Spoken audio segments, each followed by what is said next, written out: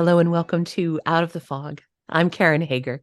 Each week at this time, we gather for spiritual conversation with enlightening guests, and I'm glad you're here. You can find out more about me and my work as an intuitive guide and spiritual teacher at karenhager.com.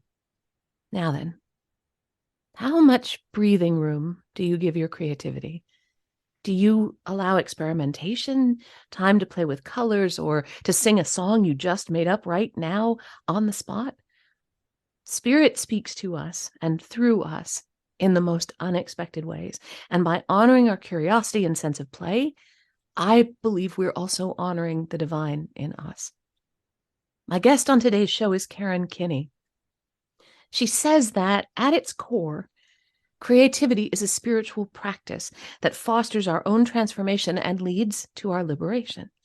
It challenges us to find our voice, befriend our doubts, and to dwell fully in the present moment.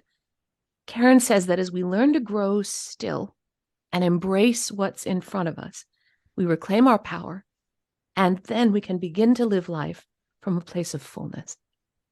Are you ready to meet her? Kinney is a best-selling author, internationally exhibited artist, and teacher living in Mexico.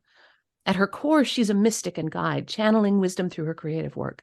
She's pursued a multifaceted art career and is the author of the new book, Doorways to Transformation, Everyday Wisdom for the Creative Soul. Karen has studied contemplative spirituality for more than 20 years and taught about creative freedom and inner transformation in Hong Kong, Mexico, and the US. You can find out more about Karen and her work at karenkinney.com. Karen, welcome to Out of the Fog. Thank you, Karen. I'm really happy to be here today. I'm glad you're here too. So I was out walking Maisie the dog, which is one of my sort of spiritual practices because it's something that I do every day, whether I want to or not, because, dog needs a walk. It's something I do every day. It's a practice, and it's a great time to think. So I was out walking Maisie the dog and thinking about our conversation. And I was wondering, why do you feel we make such excuses to not make time for creativity in our daily lives? What is it in us that when somebody starts to talk about creativity, we might get all nervous or kind of shameful or put it off or not feel like it's important? Yeah, that's a really good question. And well, I think there's maybe several things that could contribute to our hesitation. And I think one would be just the cultural emphasis of the US on, money and commerce. And often, creativity can certainly be a conduit through which to make money, but there isn't always an easy, innate connection to money making. I'll say that it's a more challenging field to make income in. So I think that could be maybe a reason number one, that it's like, oh, well, this isn't a quote, real pursuit. And when I say real pursuit or real work, or that's defined usually by money in the States, that's kind of a harsh reality. But I think another reason could be our own maybe fear or maybe insecurity around thinking that we can even associate ourselves with the word creative. Because when we start talking about creativity, we can have all these kind of images come up of what that means. Well, that means someone who's like a professional musician or someone who is a painter, or kind of these more standard traditional categories of the arts. When in actuality, creativity is a human trait, and it's kind of, we all have a creative imprint in our soul that can come out in a billion different ways. But I think a lot of times we're not taught to look at it that way, or taught to see our innate divine creativity, because we think, well, if I'm not a potter, whatever the category, then I don't know how to make art. And it's like, well, it's not even about art. It's really about our ability to create with the divine. Yeah. Well, and the divine creates in us as well. So it's a dance, isn't it? At least as I feel it, the divine is working in us, and we're in that dance. And one of the expressions of that dance might be the things that we create. For people listening who are saying, well, easy for Karen Kinney to say, right? She is a painter. Easy for Karen Hager to say, because I am well known for my strange, misshapen Yeah. project. Easy for Karen to say, she's surrounded by yarn. What are some of the ways in which people might be creative and not realize it? Yeah, I think we create whenever we allow inspiration to flow through us. So back to your analogy of this being a dance with the divine. Whenever these aha moments that we have in our spirit that come to us throughout the day about anything, for me, it's like letting force of life or inspiration flow through us and then express in the outer world. So that'd be a very broad definition. But I think a lot of times our own creativity, is signaled by these kind of like a quickening in our spirit. I might call it that, and that could be expressed in the world in really any form through anything that we feel called to work on, a conversation we feel prompted to have with someone, a sense of mission, like with something we want to create with other people in the world. It could have a lot of applications, but it's kind of an inner knowing. And there's a shift sometimes as we deepen, as we maybe start or live into spiritual practice. There's a shift that happens when we allow ourselves to feel that quickening and then give ourselves permission to respond. Because I bet all of us, so whenever I say us, I mean, me too. I bet all of us have had that experience of feeling an idea or getting an inspiration or having an intuition hit or feeling something start to flow and saying, no, not now. I got to get these papers off. Not now.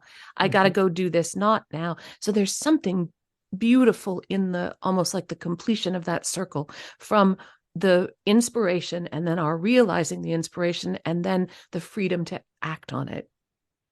Yes, exactly. And I think that what you just said, the freedom to act on it, to me, that's really key for the entire creative process, is permission and freedom that we give ourselves to honor these instincts flowing through us and follow through. And, it might not be in the moment. In the moment, we actually might have something else we have to attend to, and that's fine. But it's more taking note of like, this is something of value that just surfaced in my spirit, and this is worth my attention.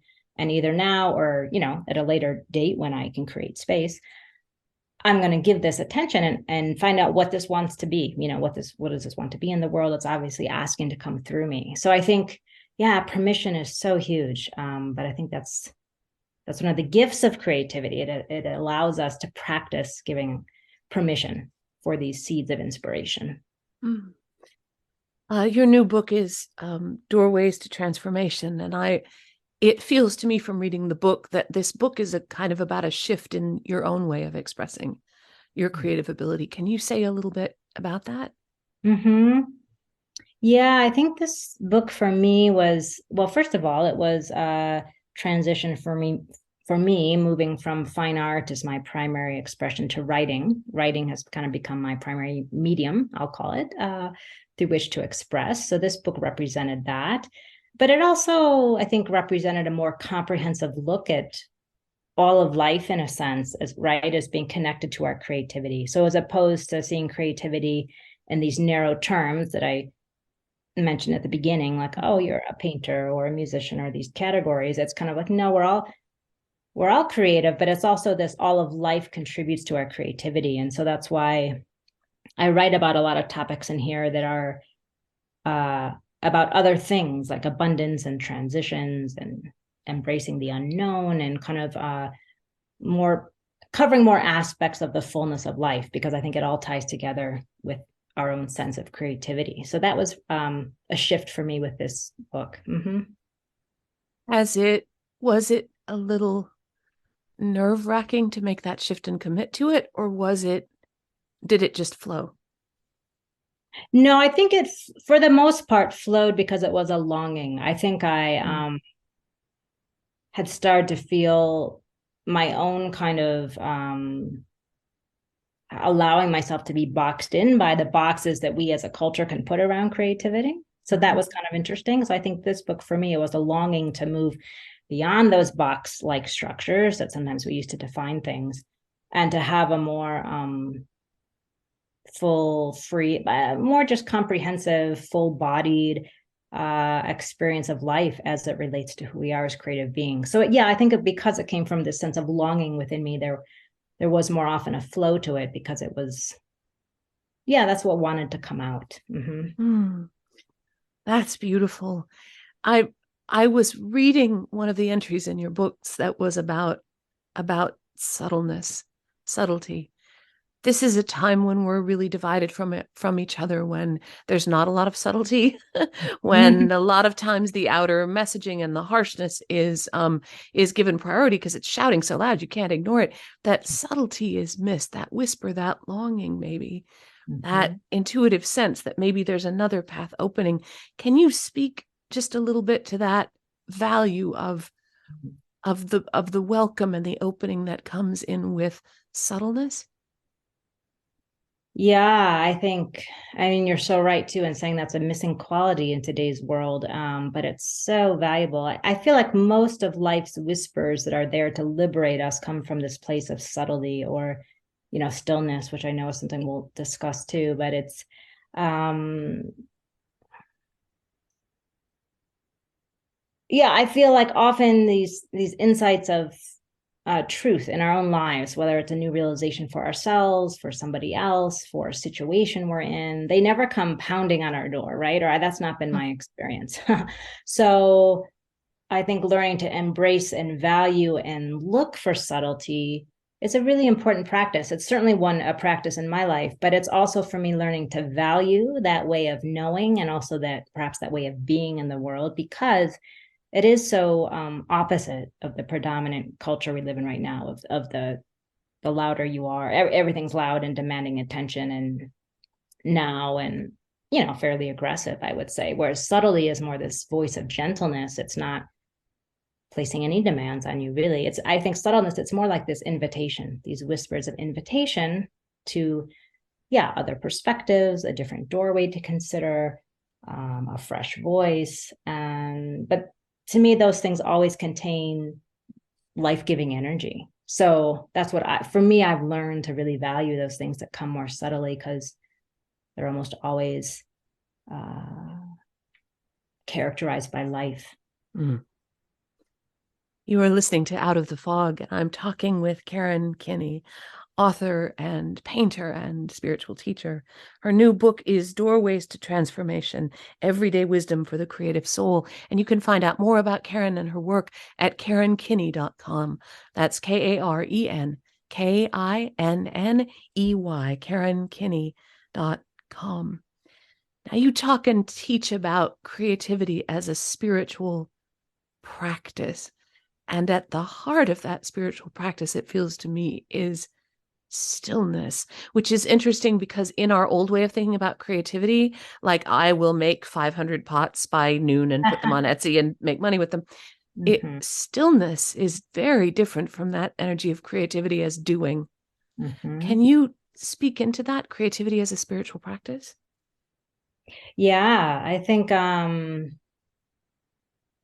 think when creativity becomes a spiritual practice, first and foremost, there's just a different value system that comes into play. So different things are emphasized, which, sometimes that can intersect with commerce, but it just not always. It's just operating on a different plane. Maybe I should say that. And so I think creating teaches us to be in process with life. And I think one of its huge gifts is that it teaches us that not everything needs to happen immediately. And, that would kind of lead into this, understanding that I know we have on at least a spiritual plane, that all of life is found in the present.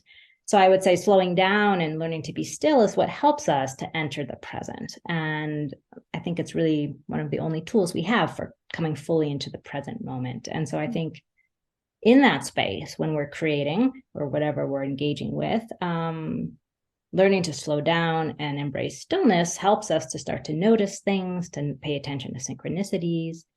We begin to be aware. It's a chance to start to receive guidance, as we talked about before, these kind of subtle whispers of life that can emerge in our creative process. So there's a huge benefit to allowing creativity to teach us as we're partnering with it, as opposed to forcing our external agenda, which is more the way of just the high excessive productivity demands of our culture, right? Like you said, I'm going to make 60 pots, get them on my website, do this. And there's nothing wrong with those activities. It's more just like that can sometimes, if that's our only focus with creative work, we miss this spiritual invitation to be in process with life. And there's that idea that out of silence, something is being born. Right? That dance is happening. And when I think of creativity, like the word creativity, that also suggests to me something being born. So if my job is as the person who makes all the pots and puts them on a website, I could be doing that job and not feeling creative anymore because there's nothing new being born. So that stillness, that seed of something being born might also help us feel into what is new in our lives, or what is possible, or what is true. And so with that said, I'm wondering, what are some practical ways that we can have creativity be a spiritual practice? Is there something that we can do, or a framework for a little space we can create to let that something new be born? Yeah, I mean, I so much agree that I think the heart of creativity is allowing something new to birth through us. And so if we're stewarding a birth, that's really a relationship that we need to have kind of a symbiotic partnership with, of allowing and being with. And sometimes it happens more quickly, other times it takes longer. And so I think paying attention is a practice that helps us allow creativity to be a spiritual practice. So, for example, if when we're working on a creative project, paying attention to what it wants to be, because I think because it is a birth, it has an identity of something that it wants to be. And so it's our job as the midwife to get in touch with what, we have our own knowing of what we think it is meant to be, but to also listen to what the creation itself wants to be. And that involves, I think, paying attention, paying attention to our intuitive knowing, our inner guidance. And I think being willing to explore and suspend agenda is a good practice too, sometimes to help counter the side of creating that's only focused on the final outcome or output. And when we allow for exploration, we allow ourselves to take a side road. We are more open to synchronicities, and we're more open to a winding path as opposed to a straight linear path. I think it's when we adhere rigidly to a straight linear path, or at least the illusion of one, that we can miss some of these more deeper waters of creative exploration that might be calling to us. And there's a part of this too of returning. This is what I think of as part of one of the keys of spiritual practice. Coming back again and again, like me walking the dog, even if I'd rather not, coming back again and again and again to those deeper waters, to that place of birth, to that kind of call and response with spirit. I'm wondering, are you comfortable sharing any of your spiritual practices, any of the ways that you keep coming back day after day? Yeah. Well, for me, two things in particular. One would definitely be the practice of creating inner stillness. That's not something that I naturally flow in, so I have to proactively seek that out. So to literally create space, even if I'm just taking 10 minutes, or if I have a longer period of time, that's fine too. But to still my mind, and journaling helps me a lot with that. So writing out all the kind of swirling thoughts, or if I'm having anxiety about something or whatever it is that might be hindering me from kind of dropping into a deeper place of peace, I'd say journaling is a practice. And then nature is a big one for me. So I also like taking walks, or going to sit somewhere in nature too. That's a very helpful practice for me. It's grounding and recentering me and getting me into a space that's anchored more deeply than the kind of surface noise of our world that we have every day. When you're creating as a painter, the work that I've seen of yours is vibrant. It it leaps and moves and surges, and it's alive. What you create as you are creating as a painter, does that inspiration come from these moments of stillness as well? Yes, I think so. And so that's another thing that's been helpful for me, as opposed to seeing stillness as on this category of like, well, this is a spiritual practice that's good to do, and it's in the should category, which I can do with disciplines in life, right? Yep. Instead, if I can move that into like, no, this is actually the foundation, this is the wellspring of all the things I create, which, it actually is.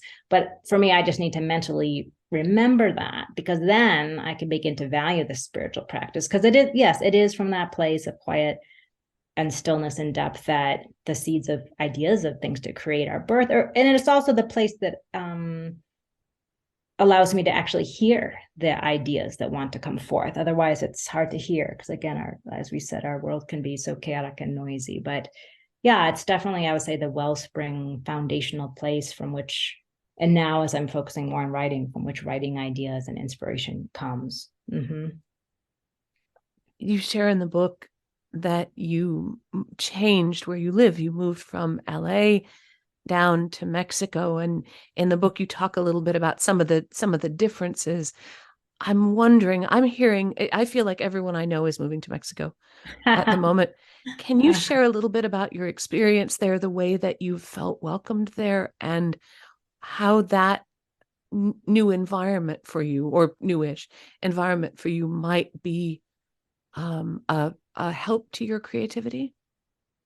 Yeah, I'd say it's kind of ushered me into it's a very different way of living on many levels. And there's I'm living in San Miguel de Allende, which is a small town. So I should say that, because it's the energy of a small town. It'd be different if I was based in a big city. But in this small town, it's a very nurturing kind of feminine energy that pervades the town. And there is kind of very much a natural kind of slowness to life, in the sense that things are more allowed to evolve. You don't really feel a sense of urgency here from anything in the culture, actually. And so I'd say that's helped me a lot, because I kind of, not only have my American cultural bias of urgency and speed, and things must happen fast, that's the value system, but my personality is also such that I tend to be make my list of tasks, check them off, chop, chop, chop, get things done. I'm not naturally good at slowing down. So I think being in an environment where I don't feel this felt sense of urgency has really helped me grow, and allowing things to be more in process, allowing my creative work to evolve.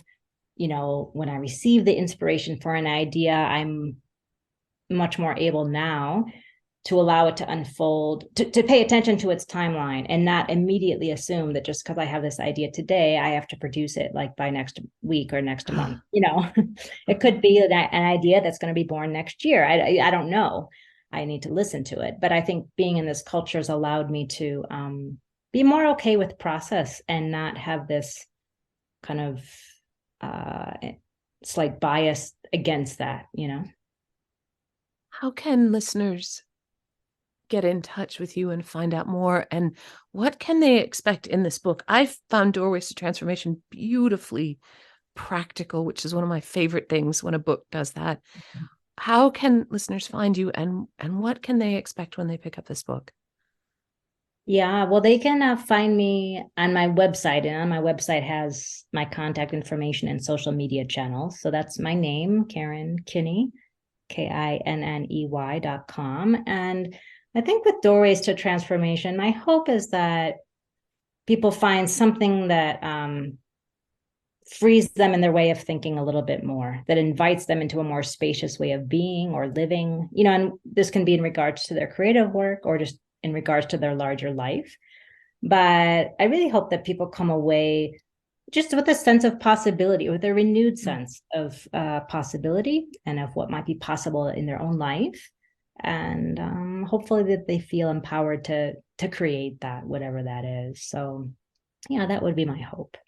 I love that. There's a feeling of, at least for me, when I'm working on something, whether I'm knitting something or putting something to, when I'm working on something from that creative place, there's a sense of play about it. And And that sense of play sometimes can also be very empowering, especially if you're locked into a heads down. What are you doing? Hurry up. Why isn't it done faster? How much money did you make from that? That sense of play can be so liberating. And one of the things I liked about the book is that there's a sense of lightness in it that helps me feel as the reader that it's possible for me to follow this path. So thank you for that. I like that. The book isn't written as a should. Thank The book you. is like, come play on this playground. Come on, it'll be fun. I brought sandwiches. It'll be good. I love that analogy. Yeah, that's wonderful. I'm really glad. Yeah. Karen, thank you for talking with me. Thank you. I've been talking with Karen Kinney. Her new book is Doorways to Transformation, Everyday Wisdom for the Creative Soul. You can find out more about Karen and her work at KarenKinney.com. That's KarenKinney, KarenKinney.com.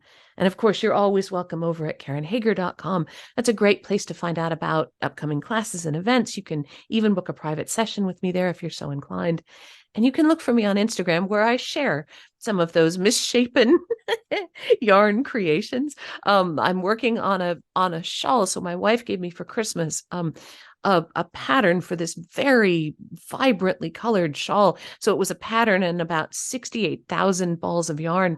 And I'm working on that right now. And anytime you work with yarn in more than one color at once, you have like little strings going everywhere, and there's the little bits hanging up that you have to manage. So I'll put a picture of that on Instagram so that you can marvel at the number number of threads that are available here. So on Instagram, I'm Fog City Psychic. You also can see more out of the fog content and updates on whatever jigsaw puzzles I'm fooling around with at the moment, and of course the adventures of Maisie the dog. So Fog City Psychic on Instagram. You're welcome to join the fun. And thank you for listening today. Together, we are spreading a little more light in the world, and a little more light is always a good thing. Until next time, I'm wishing you peace.